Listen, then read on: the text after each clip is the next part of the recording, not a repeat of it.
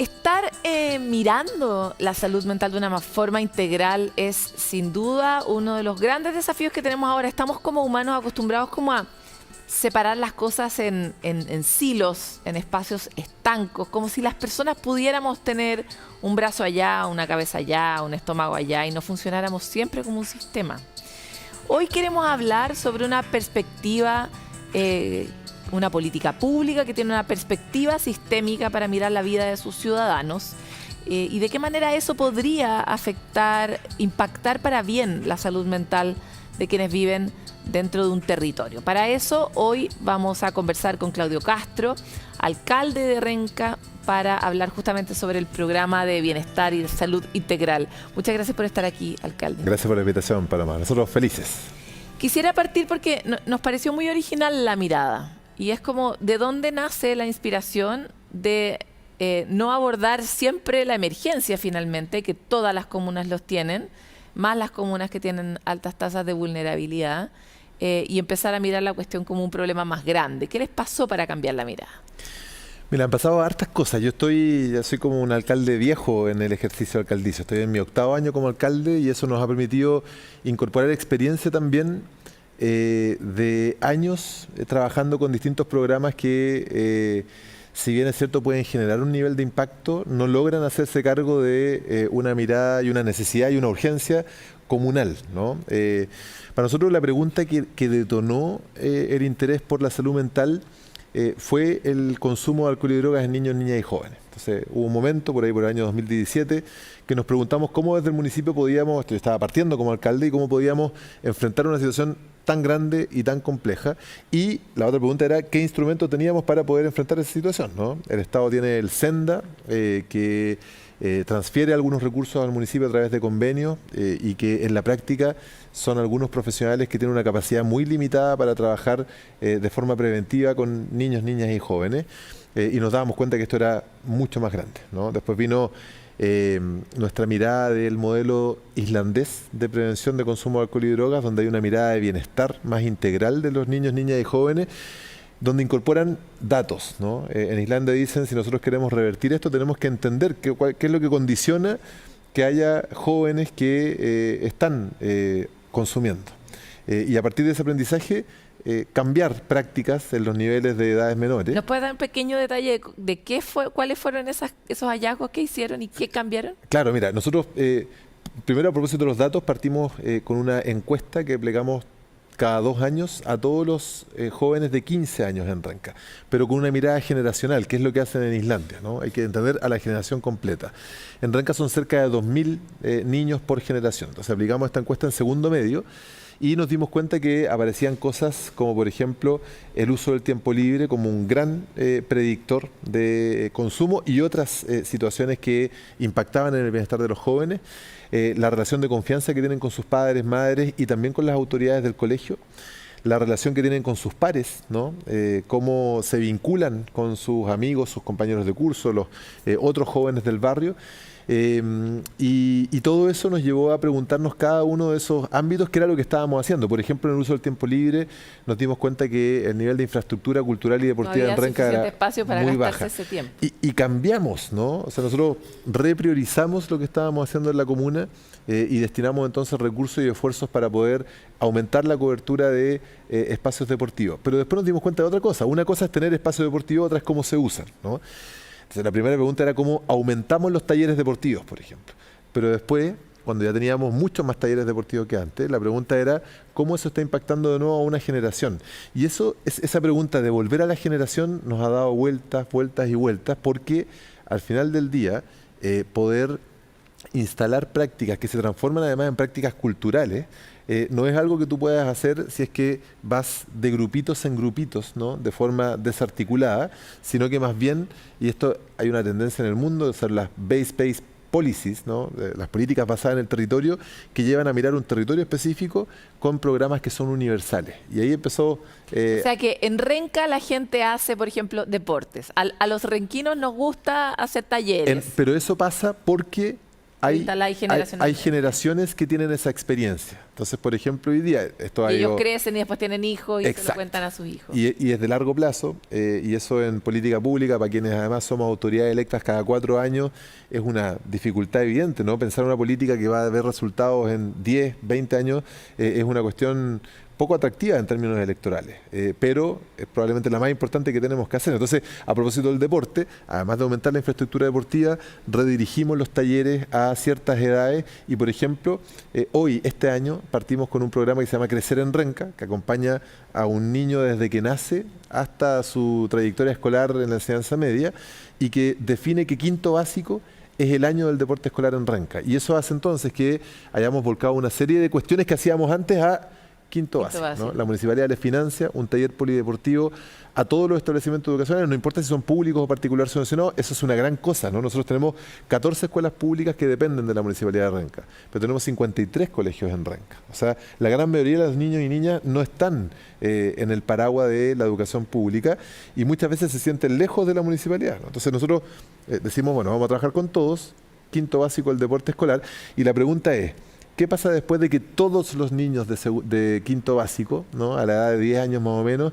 tienen una experiencia deportiva? Bueno, eso lo recogen los juegos deportivos escolares, las ligas escolares que claro, estamos es una instalando. semilla que después da frutos. Me encanta volver sobre el programa específico de Crecer en Renca, porque ¿cómo es la mirada desde el nacimiento y por qué la mirada es desde el nacimiento? Acá hay un ejemplo muy concreto respecto de la política pública deportiva en quinto básico y cómo eso da frutos, pero ¿por qué la mirada es sobre la vida general? Bueno, porque estamos convencidos, nos hemos ido convenciendo en el tiempo, que si nosotros queremos generar impacto, ¿no? A propósito de lo que tú planteabas antes, la pregunta suele ser, para quienes tenemos responsabilidad en políticas públicas, cómo reaccionamos frente a situaciones que ya se detonan. Un joven que es un infractor de ley, ¿no? ¿Cómo reaccionamos? ¿Qué programas podemos hacer? ¿Cómo intervenimos a su familia una vez que eso ya se detona? Pero la pregunta más relevante es ¿qué podríamos haber hecho antes para que eso cambie, ¿no? Y eso es de largo plazo. Entonces, por eso digo que el Crecer en Renca yo diría que es una política madura de nivel local que logra mirar Renca, en nuestro caso, 24 kilómetros cuadrados, 160.000 habitantes, generaciones de 2.000 por cada edad. Y la pregunta que nos hicimos entonces fue, ¿qué es lo mejor a partir de la experiencia que teníamos? Nosotros existen en Renca programas que trabajan, por ejemplo, con mujeres embarazadas.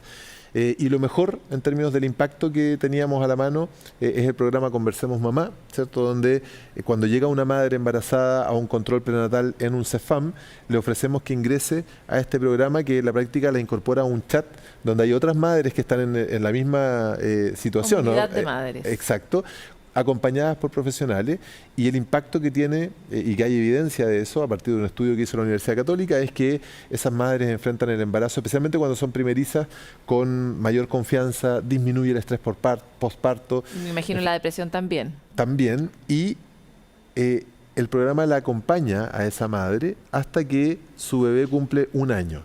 Y respecto de esos niños, ¿no? El programa dice que tiene impacto en generar condiciones para un futuro de desarrollo mejor. Entonces, un bebé que nazca en Renca este año tiene el Conversemos Mamá.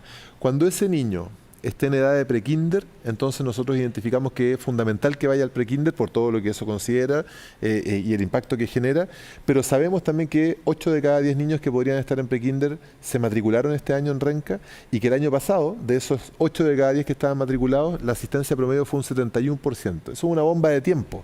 Esos niños, los que van poco y los que no están matriculados, ponen en jaque, ¿no?, su desarrollo posterior. Entonces, volcamos también a esa generación un programa de fortalecimiento de la asistencia escolar. Estamos trabajando con las educadoras de prekinder, con las familias, padres, madres, cuidadoras de prekinder. Instalamos hasta un bono prekinder, ¿no?, que entrega un apoyo financiero para las familias que sostienen por sobre 95% los primeros 3 meses de clase. Entonces, un foco muy fuerte en ir a clases en prekinder.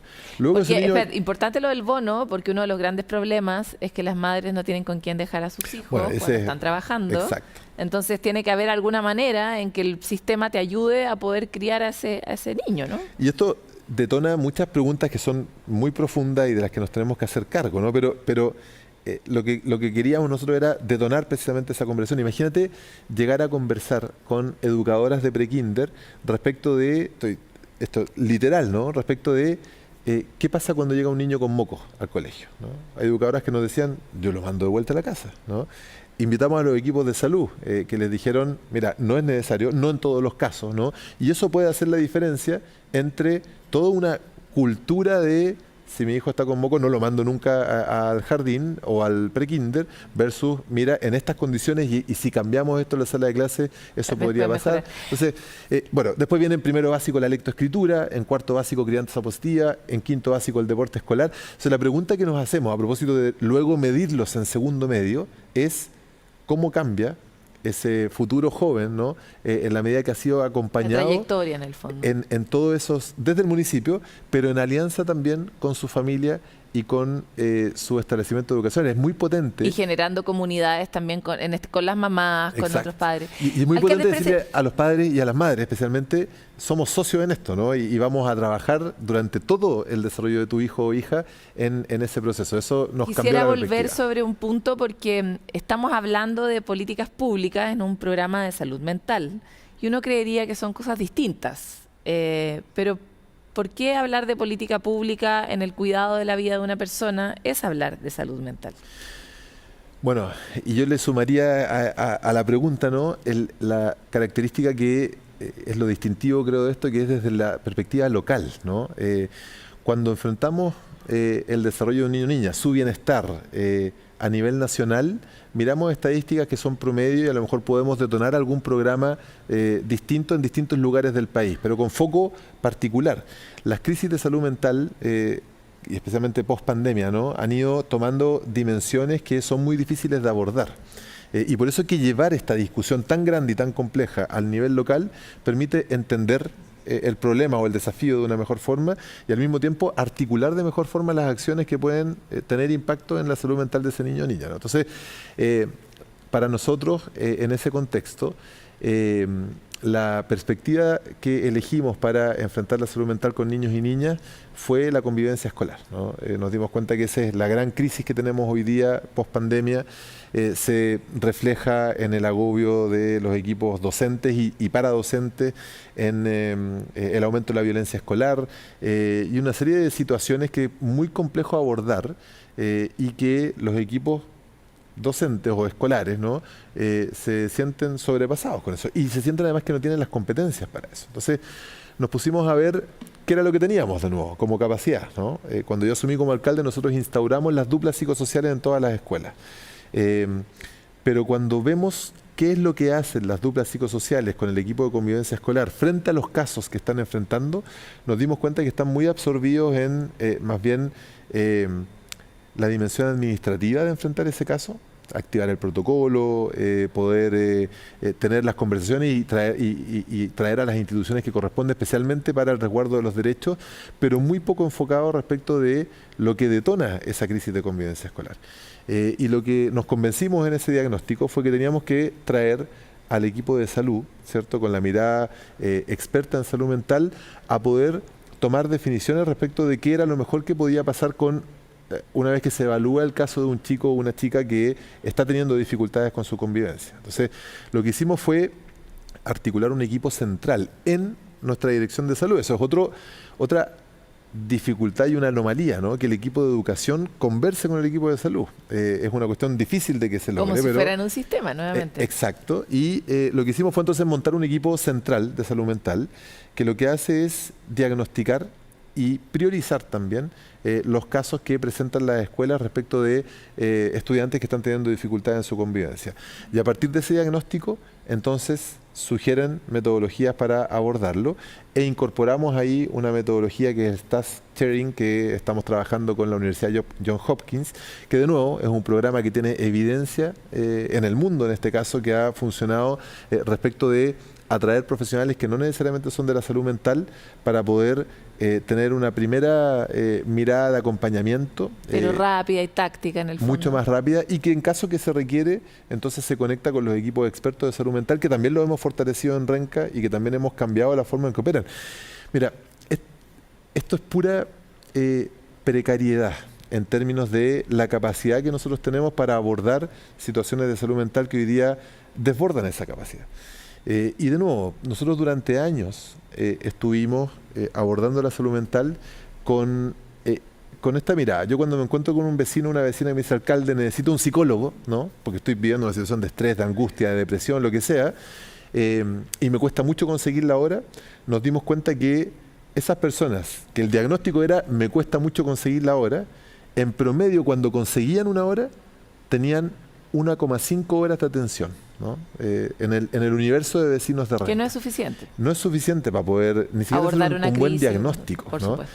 Entonces cambiamos ese modelo de atención para priorizar de nuevo los casos que nos llegaban y aumentamos de 1,5 horas promedio de atención a 6 horas promedio de atención, donde sí hay la posibilidad en 6 sesiones de tener un diagnóstico y luego un tratamiento que permita enfrentar esa situación. Entonces, el modelo de nuevo aparece, ¿no? Esta mirada sistémica.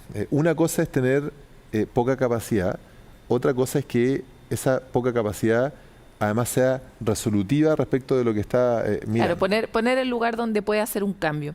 Acá se me está acabando definitivamente el tiempo y quisiera volver sobre algo que tal vez yo sobreinterpreto, pero es ¿cuál es ¿qué está haciendo usted como para volver a tejer y articular un barrio, una comuna, un sistema donde las personas sientan que vivir es grato?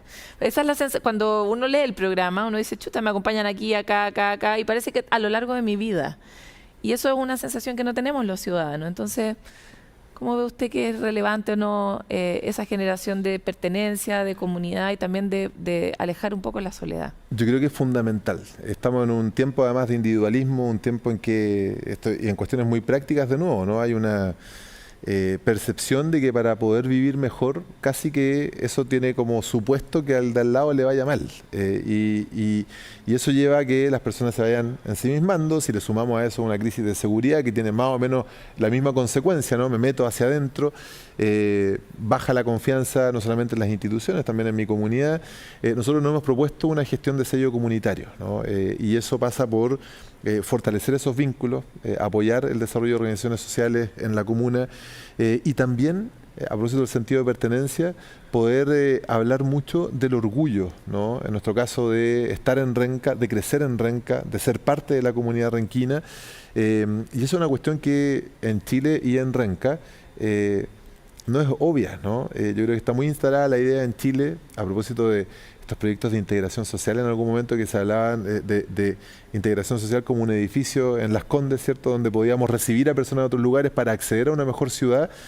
Bueno, yo creo que esa idea está muy instalada en Chile, que yo vivo en un lugar que no es bueno, ¿no? Y que para vivir mejor tengo que desplazarme al lugar de la ciudad que ofrece mejores condiciones de vida. Bueno, nosotros desafiamos esa mirada y lo que creemos es que eso, por cierto, pasa por construir esas condiciones mejores de vida en lo urbano, en lo social, en lo económico, en lo ambiental, pero también por la expectativa que yo tengo del lugar donde estoy creciendo o donde estoy viviendo, ¿no? Y eso significa entonces complementar programas que mejoran los servicios, infraestructura que ofrece mejores espacios públicos y privados, pero también un sentido de pertenencia de comunidad que me permite sentir que, bueno, que vale la pena el lugar donde yo estoy, pues, ¿no?